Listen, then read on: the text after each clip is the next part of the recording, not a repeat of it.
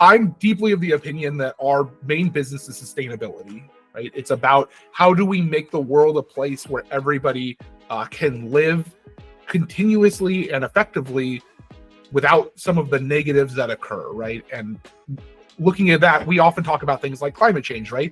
You don't want your house to go underwater if you live on the coast, right? You don't want your skies filled with smog such that you can't breathe in your cities.